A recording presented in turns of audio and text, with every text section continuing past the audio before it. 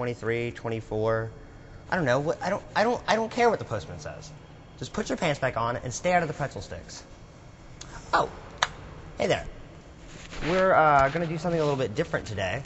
I'm here in the new parking deck at UNCC, and we're going to do the webcam live from here. As you can see, if I step out of the frame, there's a pretty new building in the background. It's the, that's Woodward there that you can see. So, that's exciting to know.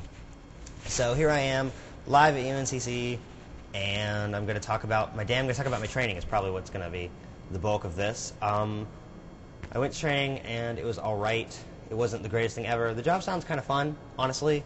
What I'm doing is I'm calling alumni who either have given or haven't given to the university in the past, and I'm saying things like, hey, I'm Zach from UNC Charlotte.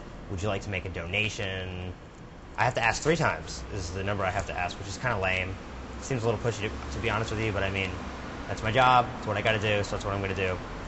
So I asked them once. I'm like, hey, would you like to make a donation? And the first one is supposed to be for like a amount that they're probably not going to donate. Like, hey, would you like to donate $100? And apparently it's determined by, because we're asking in like schools, like we're going to call the business school one night and, crap like that. The College of Arts and Sciences, I guess. And so the business school is like supposedly one of the ones where you ask for the most money because you have like banking VPs and, rich people. And so you ask them for the most money because they have the most money to give. But anyway, you can hear somebody starting their car. I really am in the new parking deck. I wasn't kidding. So I'm going to be calling and I'm going to be asking for a specific money amount. You ask for a large money amount. The first, you have 3 asks. They call it asks because that's what it is. You're asking. And so the first ask, you ask for a lot of money. The second ask, you ask for less. And then sometimes you go to a third ask.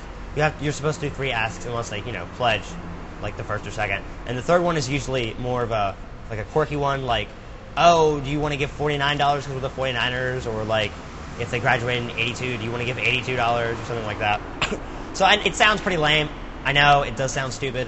But I really think it's going to be fun. I mean, it's something that I care about. I do want alumni to donate to the university. And so, I don't know. I mean, it's not something that I'm necessarily passionate about, getting alumni to give more money.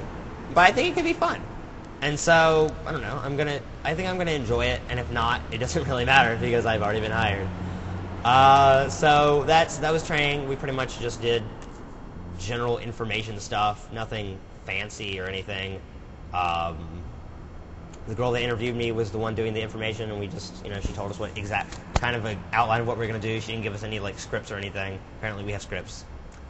And she didn't let us work with the computers yet. We just filled out our name, and we just signed our signature and the date like 100 times on different pieces of paper. So that was great. That's what I did for training.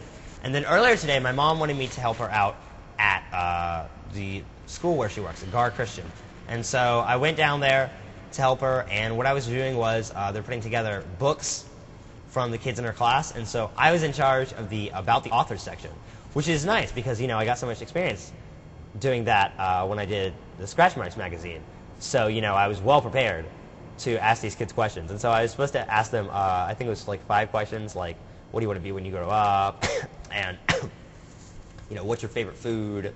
One of the kids said carrots was his favorite food. That was the kid whose favorite thing about kindergarten was math. So no, don't get too excited because you want to know what he wanted to be when he grew up?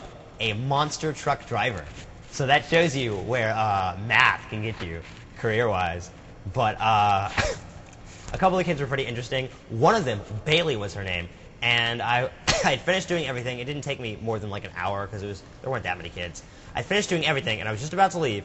And she was at the water fountain, and I had already met her and talked to her. So I said, hey, Bailey, as I was leaving. And she was like, come over here and fill the water fountain. It's all hot.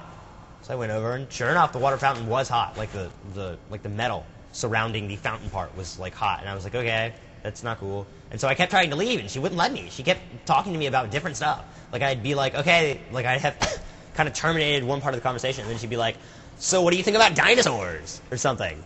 And so I'm going to just go with the basic assumption that she wanted to talk to me because little kids love to talk to people, and I'm not going to say that she was flirting with me because she was like 6. Actually, she was 6.5, if I remember correctly, because age was another one of the questions we were supposed to ask. But it was weird because she would not let me leave. But but she was cool, and they were all cool. So that was a lot of fun, just hanging out with little kindergartners and learning what they wanted to be when they grew up. One of them wanted to be a grown-up, which I thought was realistic. So that's pretty much been my day. It was just pretty much that and coming here for training. I did work a little bit on. I'm doing a series of poems based on a friendship I had that's since been, I guess, terminated isn't really the right word, but we've since fallen out of favor, and so I'm doing a series of poems on that, and I won't really get into that because nobody cares. But I worked some on that, and that's really been my day. I haven't really done anything exciting or amazing or anything. But I did come up here to UNCC, and I did do this webcam, and that's great. So now comes the part where we do the Zach buys stupid crap portion, and I'm just now remembering that I'm supposed to do this. So I have plenty of stupid crap in my car. I have the treasure chest is what I call it. It's just a box of crap in my car. But the problem is that I didn't take any of it out. So what we're going to do is I can just pick up the laptop here. We're going to make a sojourn over to that part of my car. So come with me. Come sail away or some crap like that. Okay, just give me a sec. What do we have in here? I didn't buy that, so that doesn't technically fit. I should be doing the theme song. Boom, boom. Zach, buy stupid crap. Boom. The Chancellor's gonna walk by. I know it. Okay, here we go.